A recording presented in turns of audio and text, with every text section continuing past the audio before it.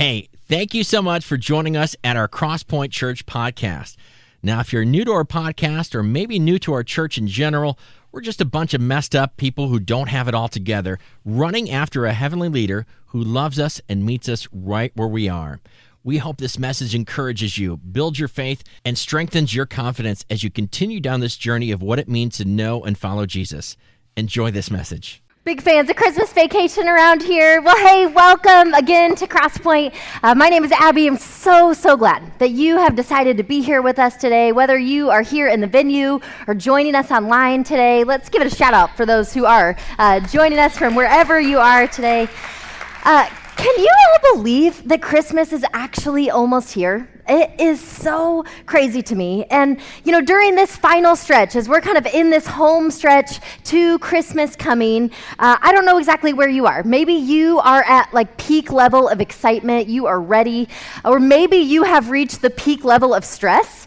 Or maybe a little bit of both as you consider all of the things that you need to get done before the end of the year and are kind of watching the days and the amount of time you actually have left to do them. Maybe you are kind of preoccupied right now with some year-end projects that are on your plate, or you're a student and you've got finals that are still looming that just feel like you may or may not make it through. Maybe you are starting to feel the holiday stress as you get ready to host people in your home, or as you prepare to travel, to go home for Christmas and all of the craziness that comes with that.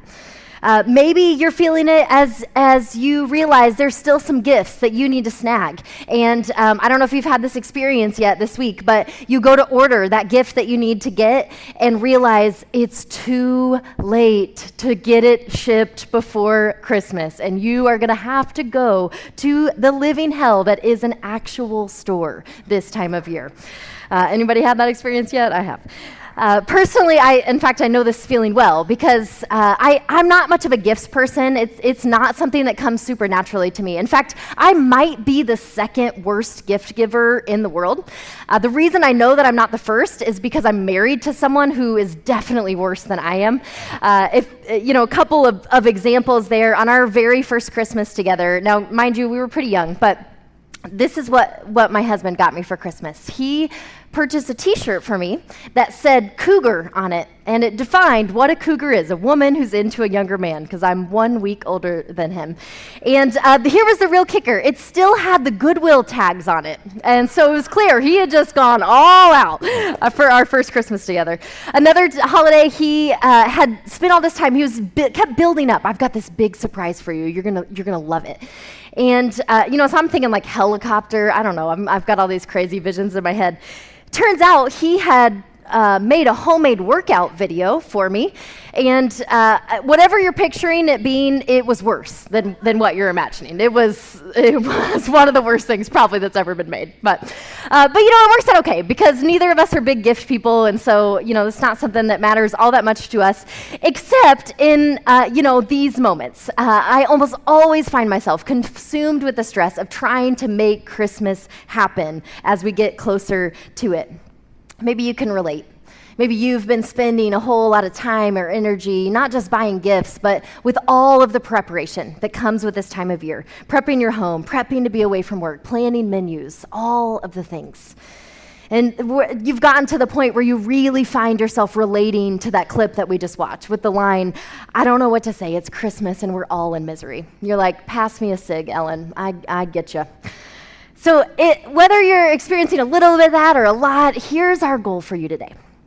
Today we want to give you a space to press pause on all of the madness and to take a moment to consider, what do you really want this Christmas? Not what's on your list, not what gifts are you hoping for, but what are you really longing for? Maybe for some of us, if we're honest with ourselves, what we are looking for right now is some connection, for a place where we feel like we belong, or just a moment to connect in the midst of the chaos. Maybe right now you find yourself looking for some light, looking for guidance or direction or clarity. Maybe you are looking for this season to mean something because you just are feeling kind of numb in the midst of all of it. Maybe you've been longing for something to shift in your life, to be different as you approach a new year. Maybe right now what you're looking for is some rest or some silence. Maybe you're looking to find your way home. Earlier this week, I stumbled across this quote in something that I was reading that just stuck with me. Richard Rohr wrote, "How you get there is where you arrive." And I think that's true for us, right here where we stand. As we prepare for Christmas, the way that we spend these days, how we get there, is going to determine what we are able to experience when we get into the midst of the holiday. And so our goal today is to spend this time that we have together preparing, and maybe preparing in a different way than you have been, positioning ourselves toward what it is that we really want from this season. And to do this, we're going to dive into a story with some likely familiar characters. They may even be people that you have representations of right in your home right now, in a nativity scene. We're going to look at the story of the Magi. You may know them as the Magi or the wise men, the three wise men, maybe even the three kings. You know the song, "We Three Kings of Orient Are." There's lots of, things that we may have heard about them, ways that we may have pictured them, and they're kind of like a lot of other things at Christmas, where, we have this vision of them, we have some traditions of what we think, but we're not sure that they're exactly true. See, when it comes to the Magi, if we look a little closer, if we pay attention to what we actually find in the book of Matthew, where we see their story written down in the Bible, we see that the text never says that these Magi, that there's three of them. There's three gifts. We don't really know how many Magi there were, though there may have been three. It never says that they're all men, though they probably are, but, who knows? We don't know exactly how far east they've come from. They may have been from Persia or Babylonia, likely somewhere in the Arabian Peninsula, but we don't know exactly where they came from. It also never says that they're kings. In fact, we're pretty sure that they were not kings. But there are some things that we do know. We do know that these Magi, they were Gentiles. Now, I feel like I need to clarify here, because several years ago I had this experience. I was leading students at a different church, and we wrapped up our youth group night, and as groups came out of their small groups, I noticed there were these two leaders that led our 8th grade boys small group who looked a little disturbed. And so I went and checked in with them, like, "Hey, everything go okay?" And they started to tell me how, in the midst of their group time, they'd asked one student to read this verse out loud. And instead of, where it said Gentiles, this student read genitals, to which another boy in their group asked, "What are genitals?" And so then these guys had to, have this impromptu anatomy lesson that they did not sign up for. This was not what they had in mind when they volunteered to lead that group. So when we say that the Magi are Gentiles, what we mean is just that they were not Jewish. They came from a different background, a different context than most of the people that we meet throughout the stories in the Bible. And, there's some other things that we know about them too. We know that these Magi were likely astrologers, that they were this Zoroastrian type of spiritual seeker who lived in the East. They were known to be spiritual people who wanted to understand the stars, who were seeking to figure out how they all fit together. And we actually get our word magic from this idea of Magi. See, people believed that these guys could do strange and unusual things. And, it's actually really wild that we have come to know them as wise, because that would not have been the impression for those who first heard this story. See, in the 4 different accounts of the life of Jesus that we find within the Bible, each one of them, Matthew, Mark, Luke, and John, they each give us a different perspective of the origin of Jesus' story. And Matthew's version is actually the only one that tells us this story, that tells us about the Magi. And what we need to understand is that Matthew was writing primarily to a Jewish audience, or to at least people who had a Jewish background. And in the Jewish tradition and throughout the biblical text, magic is acknowledged, but never positively. This was specific to their culture. There were other, contexts. The context where the Magi came from in the East, they would have been widely respected there. But for Matthew's context, for this Jewish audience that he's writing to, they would have heard Magi and assumed that they were people who think they are wise, but actually deal in nonsense. And so it's almost like for us to read them as wise men, we kind of need to read this as this tongue-in-cheek description of who they are. When we understand it this way, it makes their story surprising and interesting. It's meant to catch our attention, to cause us to reconsider what we thought we knew. See, despite the fact that these guys were unlikely participants, they were outsiders to the story in many ways, what we see is these Magi are people who are seeking. They are searching for meaning. And there is a whole lot that we can learn from them, especially if what we are seeking is for this season to mean something, if we're looking to experience Christmas at a deeper level. And so let's take a look at how their story begins. In Matthew chapter 2, starting in verse 1, he writes, "After Jesus was born in Bethlehem in Judea, during the time of King Herod, Magi from the east came from Jerusalem and asked, 'Where is the one who has been born King of the Jews? We saw his star when it rose, and we have come to worship him.'" See, right off the bat, we see that they are people who were paying attention.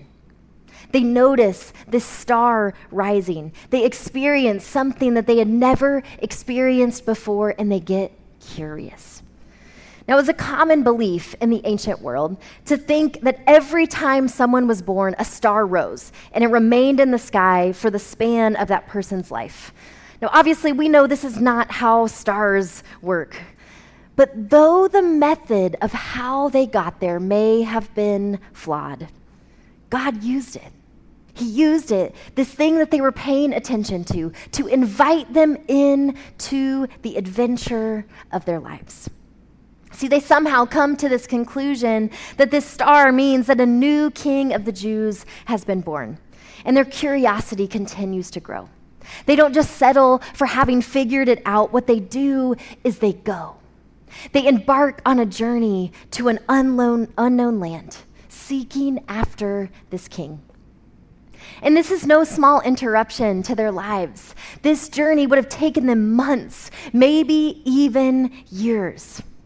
We have to imagine that these wise men, these Magi, they had better things to do with their time, surely, right? They had better things to do than traipse across the countryside following a star.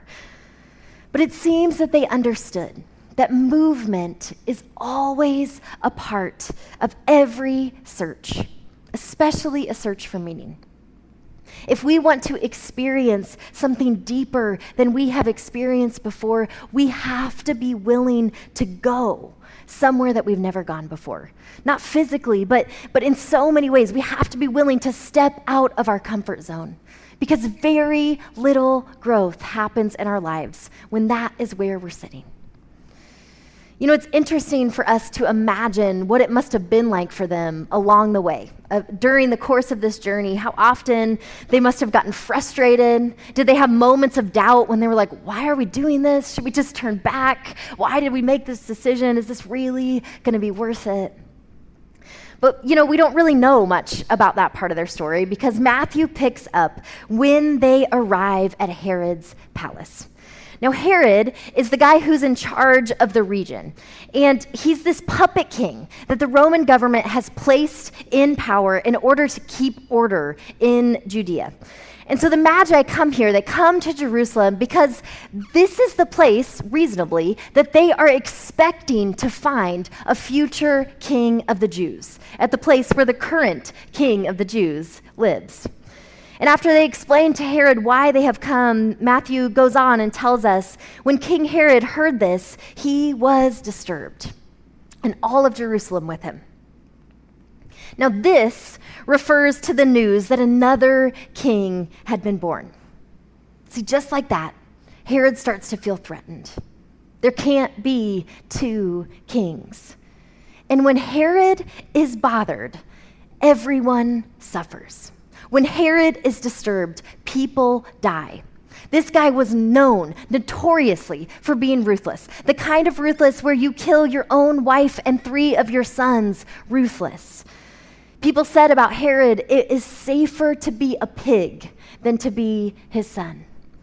He eliminated anything that he perceived to be a threat to his power.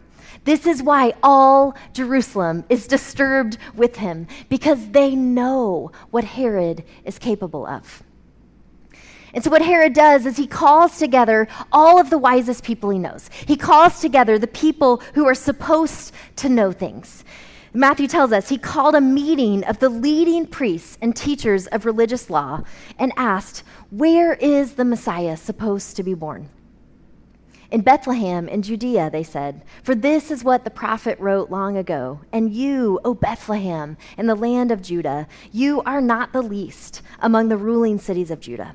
For a ruler will come from you who will be the shepherd for my people Israel." Now notice here the difference between these religious leaders and the Magi, these teachers and these wise men. See, in this context, everyone expected these priests and teachers to be the ones who were wise, to have the answers. And actually, they do. They know exactly where the Messiah is supposed to be born. But here's where they get tripped up. They think that knowing is enough. They stop short of doing anything about it. They don't make any movement. They don't take action. They stay home. They stay where they're comfortable. And as a result, they never get to experience this miracle that they'd been waiting for their whole lives. This Messiah that had come and been born in their midst. See, despite the fact that they were the ones who had all of the prestige in that time and place, they are not the ones that we remember as wise. Instead, it's these foreign magi, these seekers who no one expected to be a part of this story, who no one imagined would be among the first to recognize Jesus for who he really was. They are the ones that we remember as wise because they were willing to move. But don't get too caught up there because, see, their openness was just the first step. What we see here is that they couldn't get where they needed to go on their own. It was their willingness, it was their seeking that got them this far, but they had ended up in the complete wrong place, wrong city, wrong king. See, in order to find Jesus, they had to be both willing to move and willing to learn. This is true for us today, too. You know, some of us are missing out on something that God wants us to experience because we think that knowing is the goal. We think that believing the right thing is the end game when it's never been. There's always been more that God's inviting us to. Others of us, though, kind of on the other end of the spectrum, we get tripped up because we have really good intentions. And we're hoping that our earnest seeking is going to get us where we need to go. But we're missing the fullness of what God wants us to experience because we aren't seeking wisdom that we can't access on our own. We aren't looking to the wisdom that's passed down to us through scripture and tradition. We aren't tapping into the wisdom that comes from community. This is why we do this. This is why we gather in places like this, because none of us can see the full picture on our own. We need each other. We need wisdom beyond ourselves. Now, I'm not saying that we need to or can honestly have this all figured out, but the question that this story raises for us is, am I willing? Am I willing to learn? Am I seeking to grow, to discover more than I currently know? And at the same time, am I willing to make a move? Am I open to disruptions? Am I open to my life being altered and interrupted? Am I open to taking action. See, often, like Herod, we spend so much time and energy trying to get the stars to align the way that we want them, asking God, wishing that He would just solve the problems that we're wrestling with the way that we want Him to solve them. But the invitation that we see in this story is instead to follow. Instead of asking God to align the stars for us, instead, like the Magi did, to align ourselves with God. And when we do this, we position ourselves to be a part of a plan that transcends human understanding. This is what the Magi get to experience. See, their story continues. After they had heard the king, when they went on their way, the star they had seen when it rose went ahead of them until it stopped over the place where the child was. And when they saw the star, they were overjoyed. On coming to the house, they saw this child with his mother Mary, and they bowed down and worshiped him. So now they come to this house. They find Mary and Jesus, and I hate to further complicate your vision of the nativity scene, but the Magi don't show up at the same time as the shepherds. It's not this big party that's happening all at once.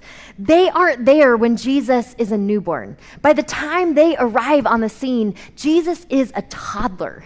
See, the amount of time that it would have taken them to walk and follow the star. By the time they get there, Jesus is a couple of years old. So this has been a long, long journey. They have completely altered their lives. And when they finally arrive, after they've rerouted from this palace where they expected to find this future king and instead found Jesus, this normal-looking toddler in this ordinary house, what do? They bow. They lower themselves down. What a move. One of Jesus' friends, a cousin of his, actually John the Baptist, has this great line where he says, "He, Jesus, must increase, and I must decrease." See, what John knew, what the Magi knew, is that getting closer to God means getting on the path to downward mobility. It means we live in such a way that we say, I'm going to put you up. I'm going to elevate God. I'm going to elevate other people. And I'm going to lower myself. I'm going to choose the way of humility. This word worship that we see Matthew use here, this word literally means to lower yourself and kiss the ground. Now, if you're a race fan, you get this. We watch this happen every year at the Indy 500. The winner has this incredible moment where they bend down and kiss the yard of bricks. And it's this powerful moment because it's an act of worship. Worship is about moving toward something that is worthy of our attention, something that is worthy of our commitment. And when we get there, we lower ourselves. We put ourselves in a position to learn, to receive. Because when we worship, we're saying, I am in the presence of something that is worthy, of someone who is worthy. You're in the presence of something you want to reflect. You know, I think for most of us, if we're honest, we only really lower ourselves when we have no other options. When the world kind of forces us there and we have no other choice but to humble ourselves. But these guys, this is not their story. They lower themselves to communicate worth, to communicate importance, and they didn't need to. These are rich people. They may not have been highly regarded in Matthew's Jewish Christian context, but in their own culture, they have status, they have money, and still they lower themselves. And get this, before a toddler. Now, I have a toddler in my house right now, and let's just be honest about this. Toddlers are adorable, but they're probably the most ridiculous version of a human being that there is. They look like bumbling drunks most of the time. And I, for one, find it hard to believe that even toddler Jesus would have looked like he deserved this level of respect, this kind of worship and reverence. But the Magi are able to see him for more than what he appeared on the surface. They bow down, they lower themselves, and not only that, but they offer him these extravagant, costly gifts. Verse 11, Matthew tells us, then they opened their treasures, and they presented him with gifts of gold, frankincense, and myrrh. Now, if you gave my 18-month-old these gifts, there's about 3 possibilities of how this is going down. She's eating them, she's using them as a weapon, against herself or against her brother, probably, or she's spilling them everywhere. These expensive oils, they're just going all over my floor or all over her head, who knows? Or some combination of the 3. These are wild gifts to give a toddler: gold, frankincense, myrrh. Though it just might be that they were part of the plan of provision that God had for Mary and Joseph and Jesus. See, not long after this, they would be forced to flee from the only home they ever knew, to live as refugees in a foreign land for several years.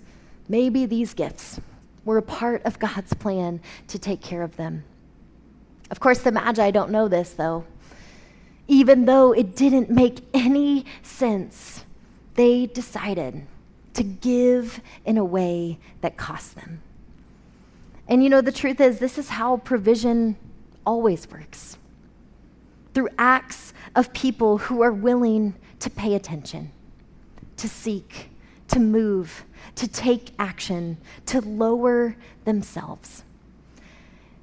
We're seeing this lived out right here, right now, today in our parking lot as we kind of come to the culmination of this Spread Some Cheer drive. It's an exciting day.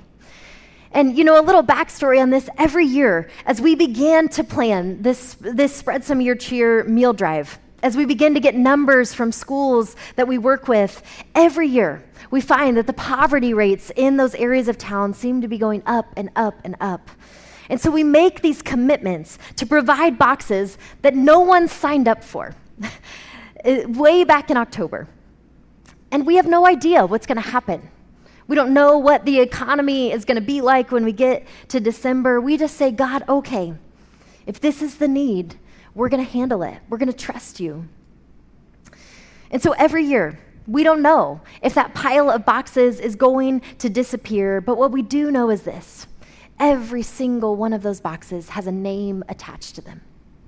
Every single one of those boxes represents an actual family in our community that we have the opportunity to come alongside, to bring some cheer, to provide some hope for them. 156 families this year. And it's not too late to join in. We still have 37 left to fund. See, the Magi, they gave these costly gifts, but not out of expectation, not out of obligation. They offered them as a response to what they had experienced, as a response to the way that they had been changed through this journey, to what they had encountered as they met Jesus. Perhaps this is a place where some of us might need a reset today. One of my good friends posted a few days ago about how she was just in the midst of this hard parenting day. And in the middle of it, she found herself being drawn to this phrase, "I get to."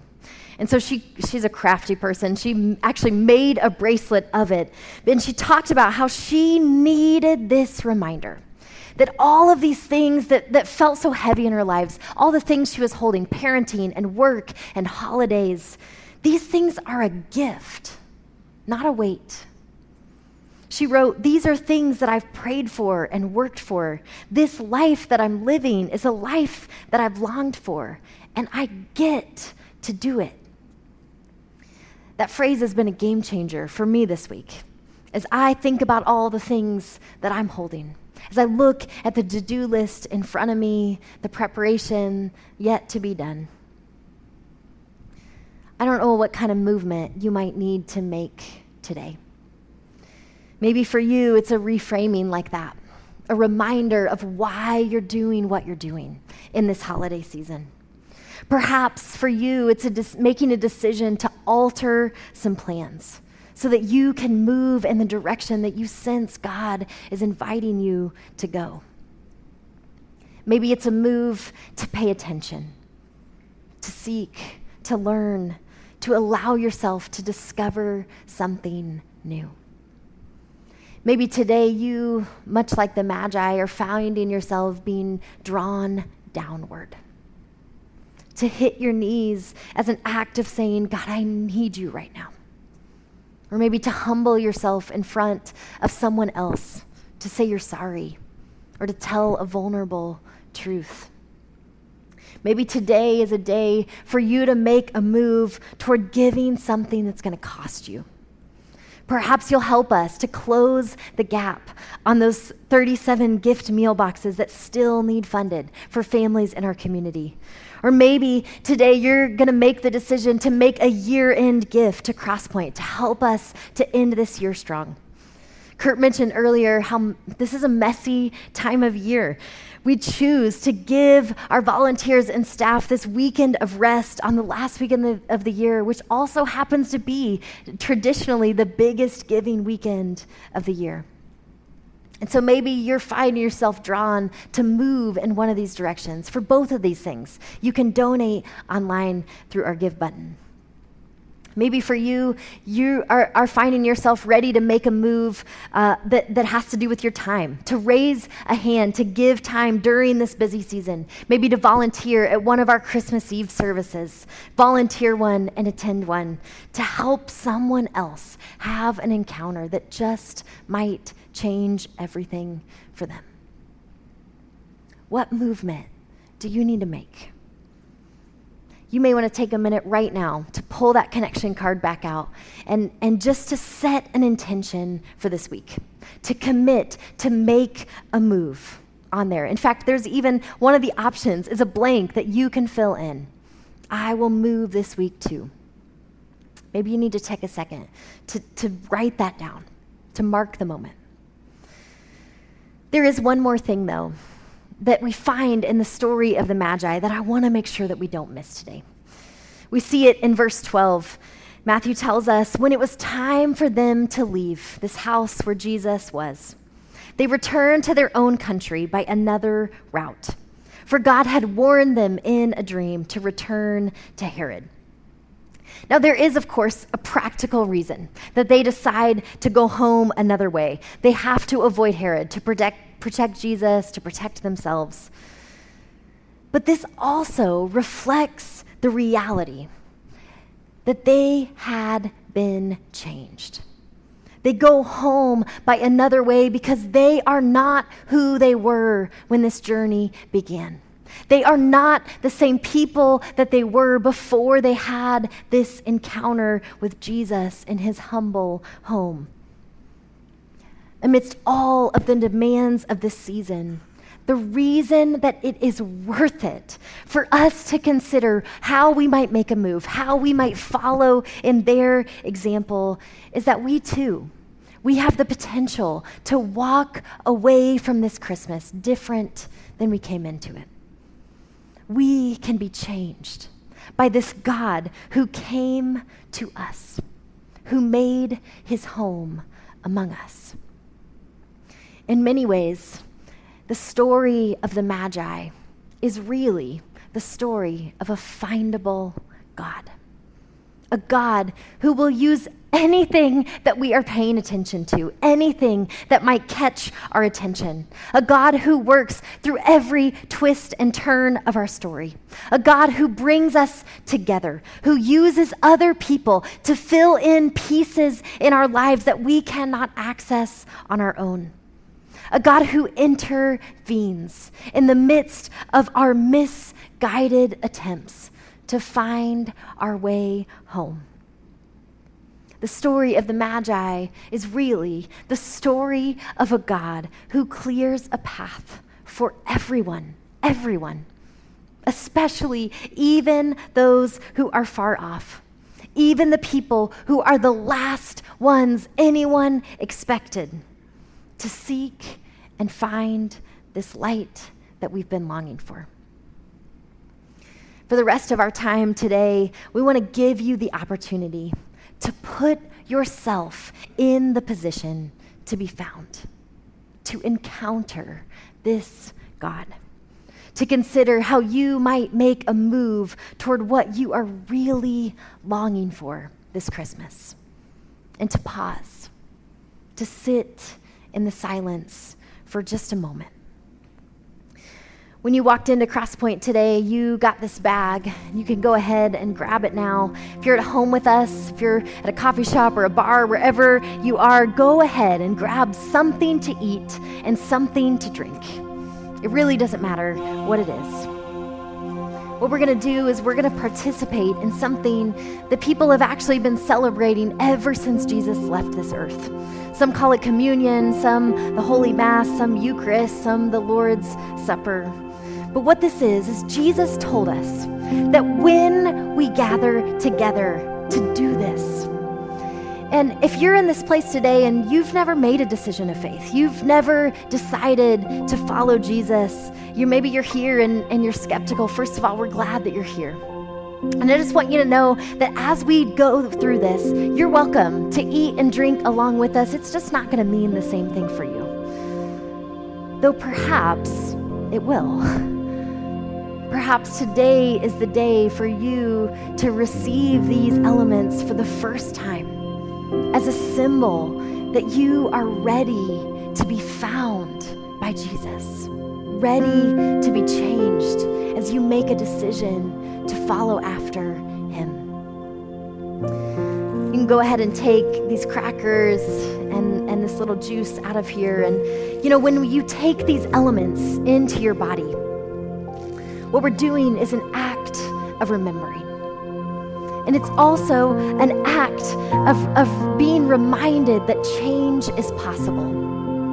See, just like the elements literally get into your system, become a part of who you are as you digest them, in the same way, God wants to transform us, wants to sustain us, wants to consume our lives in a way that help us to experience life the way that we were made for. And so we take these as an act of remembering him, to be reminded of what he has done for us, of who he is. Jesus' body is represented by this bread, this cracker. And he said, as he gathered his friends on this last night of his life, that every time you eat this, do it as a reminder of my body given for you, as a reminder of the extent of my love for you. The love of God, seen in the breaking of bread and in the nailing of Jesus' body to the cross, done for you and for me out of love. Take and eat.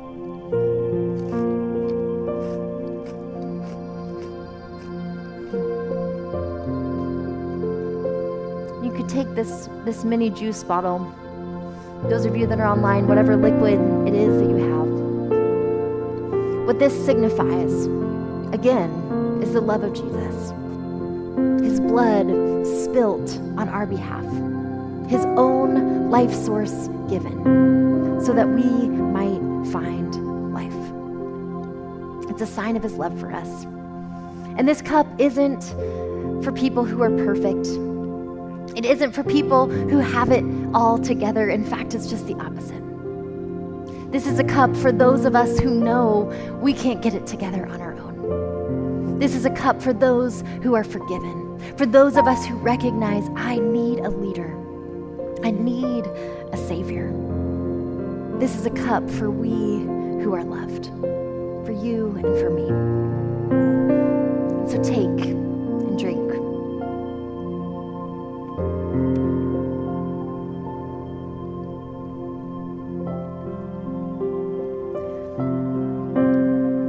As you look at this vial that is now empty,